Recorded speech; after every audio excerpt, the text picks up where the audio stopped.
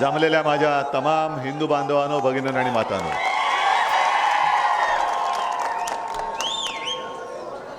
कालपासून धाराशिवमध्ये फिरतोय कुटुंब संवाद करत. कारण ज्या वेळेला मी मुख्यमंत्री होतो तेव्हा मी एक संकल्पना राबवली होती, माझे कुटुंब माझी जबाबदारी. म्हणून मी माझ्या कुटुंबियांना भेटायला आलेलो आहे. आता खरं म्हणजे बघायचं कुठे आणि बोलायचं काय हा एक प्रश्न आहे. कारण इथून असं पूर्ण हा एक मानेचा व्यायामच होणार आहे माझा.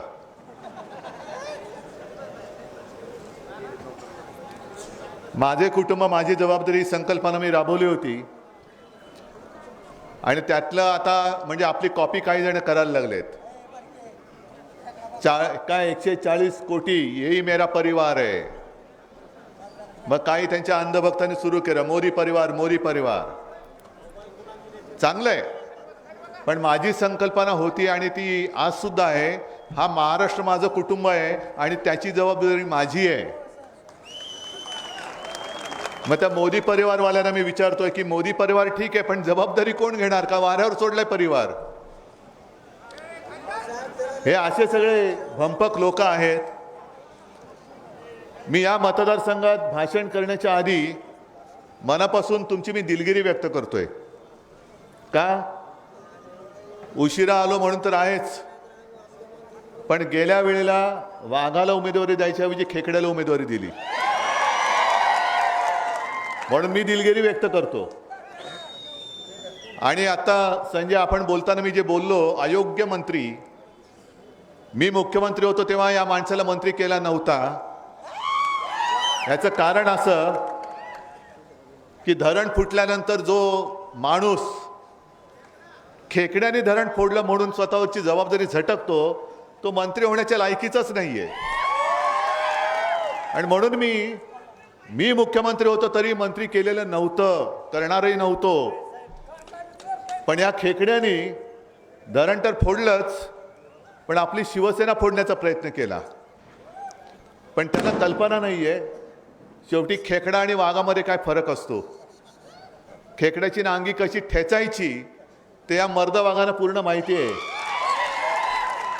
पण याची चाल ही अशीच वाकडी वाकडी वाकडी वाकडी वाकडी वाकडी अशीच वाकडी जाणार. जाऊ रे, त्या वाकडं चालून त्याला जिकडे जायचंय. म्हणजे जे शिवसेना प्रमुख आपल्याला सांगत होते की जो कर्माने मरणार आहे त्याला धर्माने मारू नका, आपला धर्म हा पवित्र आहे, धर्म मोठा आहे. हे अशी नालायक माणसं त्यांच्या कर्मानेच मरणार आहेत, ते मरू द्या. आज हा जो मतदारसंघ आहे, एका गोष्टीचा मला नक्कीच अभिमान आहे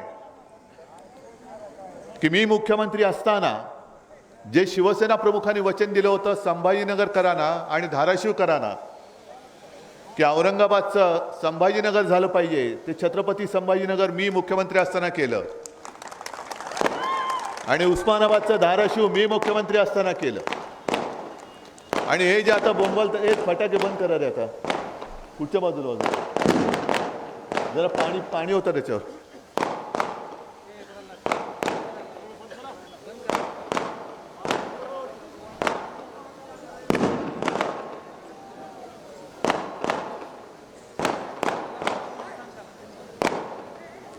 ते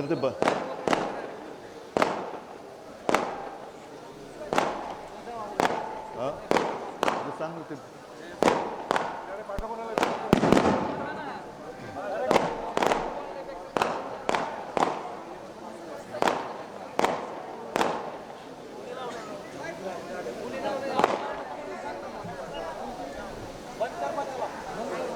ठीक आहे.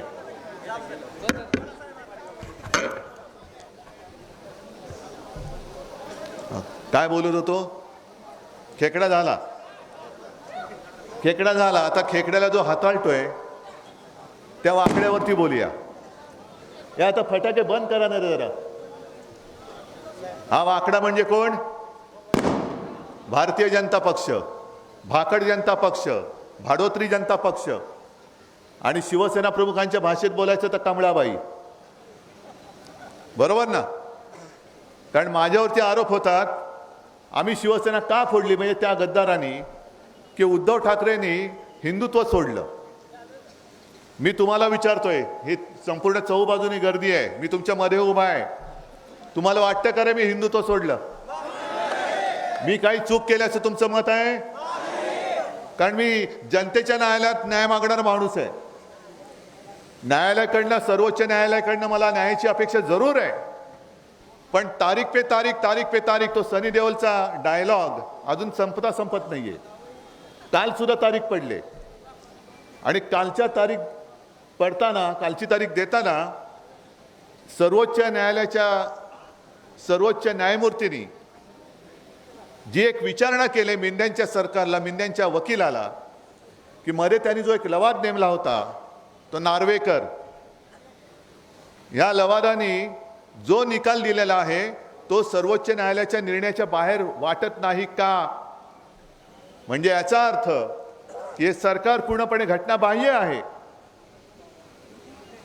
जो पक्षांतराचा कायदा आहे तो मोडून या मिंद्यांनी पक्षांतर केलेलं आहे. आणि बरं तर बरं, पक्षांतर तर केलंच, पण आपली पवित्र शिवसेना जी हिंदुत्वाच्या रक्षणासाठी आणि मराठी माणसाच्या अस्मितेसाठी, न्याय हक्कासाठी शिवसेना प्रमुखांनी स्थापन केली, ती चोरण्याचा हे प्रयत्न करतायत. आणि याच्यामध्ये सगळे सामील आहेत. भारतीय जनता पक्ष तर आहेच, पण निवडणूक आयुक्त सुद्धा आहेत.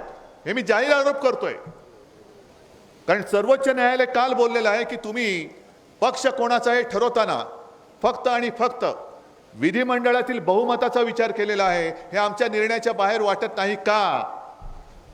अरे किती तुमच्याकडे गेले? 40 ना? मग नुसती या सभेमध्ये एवढीच माणसं धरा, ही 40 पेक्षा कितीतरी पटीने जास्त आहेत. त्या गच्चीत उभी असलेली माणसं बघा, ती 40 पेक्षा जास्त आहेत. आणि महाराष्ट्रामध्ये मी फिरताना सभा तर सोडाच, दुतर्फा जी गर्दी जमते ती 40च्या कित्येक पटीने जास्त आहे. मग शिवसेना कोणाची? या हलकटांची, या गद्दारांची, नालायकांची, लाचारांची? ज्या शिवसेना प्रमुखांनी अन्यायाविरुद्ध लढायला शिकवलं आणि लढताना लाचार व्हायचं नाही, मराठी माणूस, हिंदू हा कधीच कोणासमोर लाचार होता कामा नये, ज्या शिवसेना प्रमुखांनी स्वाभिमान शिकवला आणि या मिंद्याने तिकडे माना टाकल्या. तुम्हाला पटतंय शिवसेना त्यांची, त्यांच्याकडे शिवसेना म्हणून? ओम राजे, तुम्ही आता जे बोललात ते खरं आहे. आता आपला ओमराजे जे बोलले ते बरोबर आहे. यापूर्वी आपले खासदार आले होते, मोदींचा चेहरा कुठेही नव्हता, फक्त शिवसेना प्रमुख आणि धनुष्यबाण, पण ते धनुष्य बाणाला सुद्धा त्यांनी डाग लावलेला आहे. यापुढे आपली निशाणी आहे ती मशाल, अन्याय जाळून टाकणारी आणि हुकुमशाही जाळून टाकणारी आपली ही मशाल घेऊन त्यांच्या बुडाला आता जाळून टाकायचंय. आजपर्यंत भारतीय जनता पक्षाने शिवसेनेची मैत्री बघितली, आता मशालीची धग बघा कशी असते ती.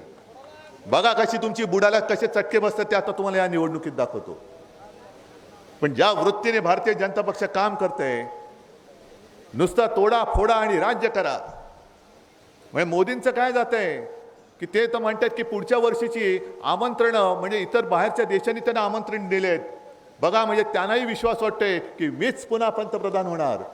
अहो मोदीजी, असं नाहीये. ते आमंत्रण ते देशाच्या पंतप्रधानाला असतं.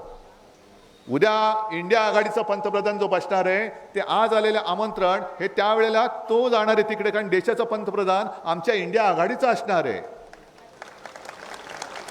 जसं मी मुख्यमंत्री असताना मी राजीनामा देण्याच्या आधी सुद्धा पुढच्या महिन्याचे आमंत्रण मला येत होते ना. मग हे गेले दाढी खाजवत, मी काय करू शकतो त्याला? पण हा जो एक भ्रम निर्माण केलेला आहे की मीच येणार, मग तुम्ही येणार म्हणताय तर शिवसेना का लागली फोडायला तुम्हाला? बरं तुम्हीच येणार म्हणताय तर अजित पवार का लागले तुम्हाला? बरं तुम्ही येणार म्हणताय तर अशोक चव्हाण का लागले तुम्हाला? आणि कशी गोळाबेरीज होते बघा, कशी गोळाबेरीज होते. अरे गेली 25-30 वर्ष ही सगळी मर्द आणि शिवसैनिक, अख्खी शिवसेना माझ्या सकट गेल्या निवडणुकीत लोकसभेत सुद्धा मी ओमराजेचा प्रचार केला होता का? तो मोदींना पंतप्रधान तेव्हा करायचा होता, आता नाही. आता ओमराजेचा करतोय तो माझ्या इंडिया आघाडीसाठी आणि माझ्या देशाची लोकशाही वाचवण्यासाठी करतोय मी. पण त्यावेळेला सगळ्यांना घेतलं होतं बरोबर. तेव्हाची एनडीए जी होती, अख्खेचे अख्खे पक्ष होते. आता हे तुकडे तुकडे तुकडे तोडून गोधडी तयार केले आणि त्या ठिगळ लावलेल्या गोधडीला तुम्ही तुमचं एनडीए म्हणताय. आणि ज्या पद्धतीने तुम्ही माणसं गोळा करताय म्हणजे काय होतंय, मोदी गॅरंटी. कसली गॅरंटी मोदींची? तुम्ही किती कोटीचा घोटाळा केला? 5 कोटी. चल हट बाजूला जा. तुम्ही किती केला? 25 कोटी. चल. किती केला? 50. हा जरा इकडे. तू किती केला? 100. हा जरा थोडं इकडे. 500. जरा जवळ. 70,000 कोटी. अरे बाबा ये तुला उपमुख्यमंत्री करतो. पण एवढ्यावरती थांबत नाहीये. तुम्ही विचार करा, 70,000 कोटीचा घोटाळा केल्याचा आरोप केलेला माणूस हे स्वतःच्या बाजूला बसवतात, उपमुख्यमंत्री करतात. मग 70,000 कोटीचा घोटाळा केलेला उपमुख्यमंत्री होत असेल तर मुख्यमंत्र्याचा घोटाळा किती असेल? काय हिशोब लावू शकताय? किती असू शकेल? किती असू शकेल? मी सगळी अशी भ्रष्ट माणसं. आणि योगायोग आहे का हा की मोदींनी 70,000 कोटीच्या घोटाळ्याचा उल्लेख केल्यानंतर 4 दिवसामध्ये अजितदादा टोनटन उडी मारून इकडनं तिकडे जाऊन बसले. निर्मला सीतारामन बाईंनी लोकसभेमध्ये आदर्श घोटाळ्याचा उल्लेख केल्यानंतर म्हणजे संजय राऊतना विचारा, महाविकास आघाडीची जी चर्चा चालू होती तेव्हा हेच अशोकराव आमच्याबरोबर म्हणजे आपल्याबरोबर भांडत होते, खेचाखेची करत होते. नाही नाही नाही, ही जागा पाहिजे, ती जागा पाहिजे. आम्हाला वाटलंच नाही असे जातील, आम्हाला कोणालाच वाटलं नव्हतं. पण गेले अशोकराव. आदर्श घोटाळ्याचा उल्लेख केल्याबरोबर अशोकराव तिकडे गेले. म्हणजे सगळी भ्रष्ट माणसं तुम्ही गोळा करताय आणि वरती हिंदुत्वाचा टेंभा मिरवताय. मोदीजी कृपा करून तुम्ही एकतर भ्रष्टतित्व का मिळवावा असं जे आहे ना, आणि भाजपा पक्ष वाढवावा ते तुमचं तुम्ही करा. पण तुमच्या सत्तेच्या हव्यासापायी भ्रष्ट लोक एकत्र घेऊन हिंदुत्व बदनाम करू नका. तुम्ही हिंदुत्वाला डाग लावताय, तुम्ही हिंदुत्वाला कलंक लावताय. संपूर्ण देशात नव्हे तर जगामध्ये हिंदुत्वाची ओळख तुम्ही भ्रष्ट माणसाचा पक्ष अशी करून देता आहात. काहीतरी थोडी तरी किंमत किंवा थोडा तरी विचार तुम्ही करा की तुमच्या खुर्चीच्या हव्यासापायी तुम्ही माझं हिंदुत्व बदनाम करताय आणि माझा भारत देश, माझा हिंदुस्थान तुम्ही बदनाम करून टाकता. हे आमचं हिंदुत्व नाहीये.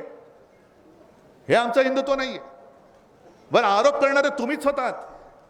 आज जी शिवसेना तुम्हाला वाईट वाटते आणि आज तुम्ही जो उद्धव ठाकरे संपवायला निघालायत, या बघा उद्धव ठाकरे संपवता येत असेल संपून दाखवा. माझं आव्हान आहे तुम्हाला.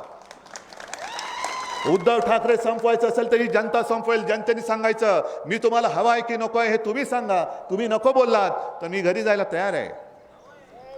मी जे मी करतोय हे तुम्हाला पटत नसेल तर तुम्ही सांगा, उद्धव ठाकरे तू चुकीचं करतोयस, तू घरी बस, आम्हाला मोदीच हुकुमशहा पाहिजे. जर मी चुकत असेल तर तुम्ही, तो अधिकार तुमचा आहे, मोदींचा नाहीये, अमित शहाचा तर अजिबात नाहीये. ज्या लोकांना शिवसेना प्रमुखांनी वाचवलं ते उद्धव ठाकरेला संपवायला निघालेत. म्हणजे जेव्हा शिवसेना प्रमुख होते तेव्हा त्यांनी मोदींची बाजू घेतली होती. अमित शहानं सुद्धा त्यांनी वाचवलं होतं की नव्हतं हे अमित शहाना विचारा जाऊन. जर त्यांच्यामध्ये जरा तरी काही आता नीतिमत्ता राहिली असेल तर ते खरं सांगतील की होय, येस, मुझे बालासाहेब ने उस वक्त बचाया था. मग मोदीजींना वाचवलं, अमितजींना वाचवलं. आणि आम्ही काय चूक केली होती तुम्हाला सगळ्यांना तुम्ही साक्षीदार आहात. 2014 साली आपण त्यांच्याबरोबर युतीत होतो की नव्हतो. पण पंतप्रधान झाल्यानंतर जूनमध्ये त्यांनी शपथ घेतली असेल. जून नंतर ऑक्टोबरची जी निवडणूक झाली विधानसभा, मला हे काय या विधानसभेत ह्या मतदारसंघात आठवतंय, कारण त्याही वेळेला मी तुळजाभवानीचं दर्शन घ्यायला आलो होतो. तुळजाभवानीचं दर्शन घेऊन मी बाहेर पडलो आणि मला फोन आला, उद्धवजी बहुतेक भाजपा युती तोडते. आणि त्याच संध्याकाळी एकनाथ खडसेंनी फोन करून, उद्धवजी आमचा निर्णय झालाय, आता आपलं काय राहील टिकेल असं युती काय वाटत नाही, आम्ही युती तोडण्याचा निर्णय घेतलेला आहे. मग त्यावेळेला काय मी हिंदू नव्हतो? काय आम्ही चूक केली होती? आणि मग माझा प्रश्न संपूर्ण महाराष्ट्राला आहे, काय तुम्हाला काय वाटतं की मी चूक केली का भाजपने चूक केलेली आहे? गुन्हा कोणी केलेला आहे? आणि आत्ताची जी भाजप आहे, म्हणजे मी कालच्या सभेमध्ये बोललो तेच आता पुन्हा बोलतोय, कारण 4 दिवस मी तेच बोलतोय पण अजूनही त्याच्यावरती कोणी उत्तर देत नाहीये. भारतीय जनता पक्षाची जी पहिली यादी जाहीर झाली त्याच्यात नरेंद्र मोदीजींचं नाव आहे, अमित शहांचं आहे, पण अजूनही ज्यांनी भाजप वाढवण्यासाठी खस्ता खाल्ल्या, कष्ट घेतले आहे, त्या नितीन गडकरींचं नाव नाही, अजिबात नाही. कृपाशंकर सिंहाचं नाव आहे, बेहिशोबी संपत्ती गोळा केली म्हणून. मग मला तेच विचारायचं, इकडे सुद्धा काही भाजपची लोक आली असतील, काही चॅनलवरनं बघत असतील, RSSची लोक आली असतील, काही चॅनलवरनं बघत असतील. मग त्यांना सांगतोय की तुम्ही कशाला मेहनत करताय, कशाला तुम्ही घरदार कुटुंब सोडून कोणाला वाढवतात तुम्ही. कारण मेहनत तुम्ही करताय आणि तुमच्या उरावरती बसतायत ते उपरे बसतायत, बाजार गुंडगे बसतायत, भ्रष्ट माणसं बसतायत. खास करून मी RSSला विचारतोय की हे तुमचं जे आता हिंदुत्व आहे भाजपचं, हे हिंदुत्व तुम्हाला मान्य आहे काय?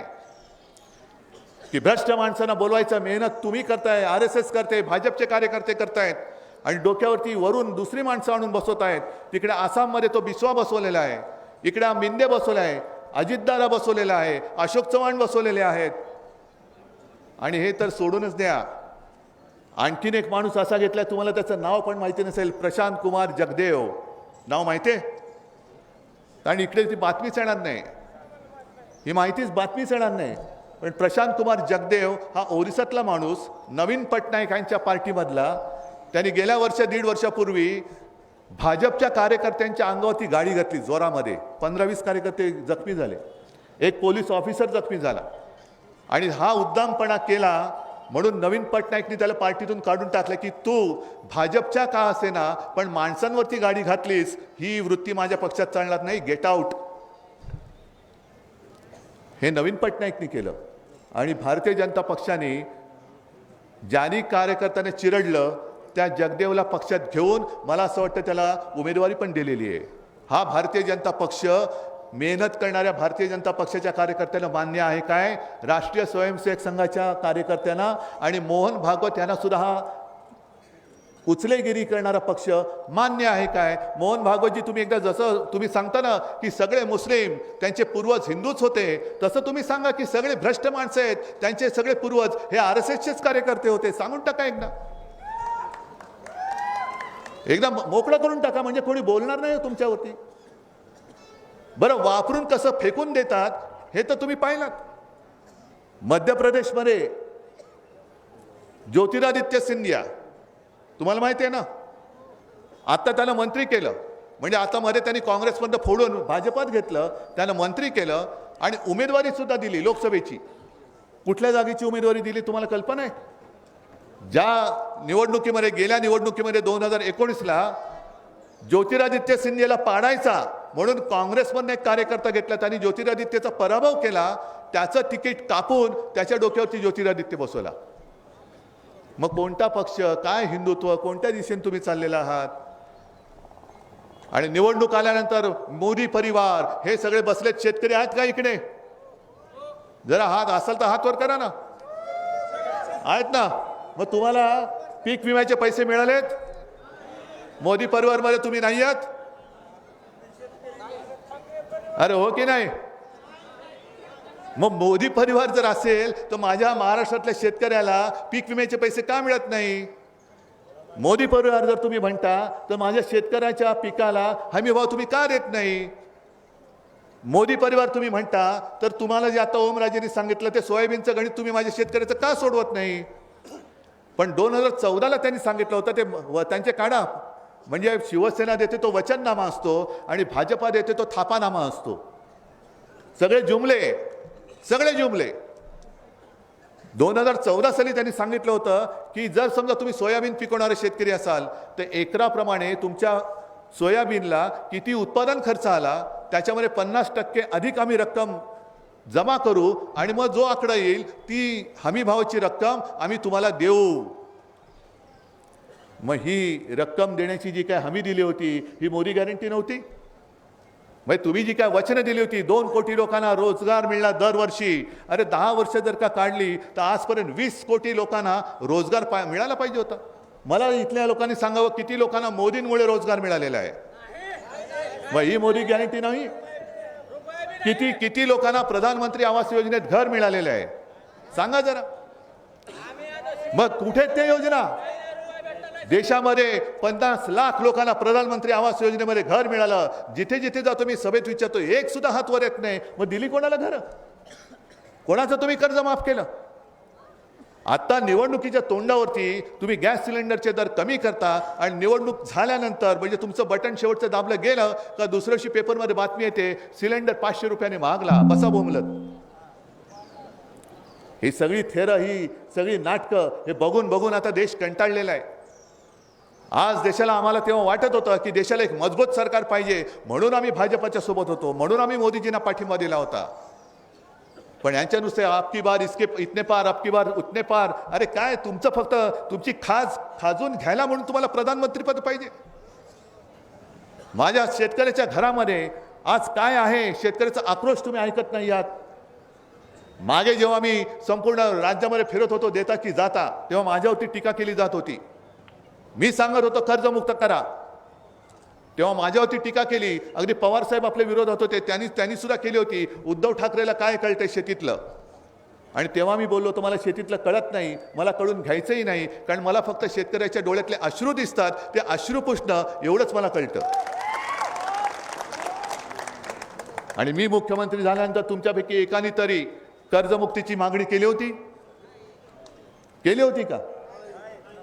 पण मी नागपूरचं जे पहिलं अधिवेशन झालं आणि माझ्या काळामध्ये मी मुख्यमंत्री म्हणून नागपूरचं एकच अधिवेशन झालेलं जे पूर्ण होतं, त्या अधिवेशनात कोणी मागणी न करता स्वतःहून 2 लाखापर्यंत पीक कर्ज मी माफ केलं होतं की नव्हतं तुम्ही मला सांगा. आणि तुम्हाला त्याचा लाभ मिळाला होता की नाही ते सुद्धा सांगा.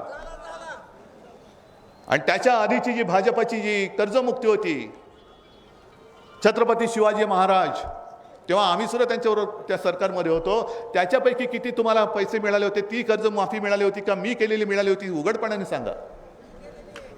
त्यांनी केलेली कर्जमुक्ती जी होती त्याच्यामध्ये जो अर्ज होता ते भरताना दमछाक होत होती का मी केलेल्या कर्जमुक्तीच्या फॉर्म भरताना दमछाक होती ती, हे सुद्धा सांगून टाका.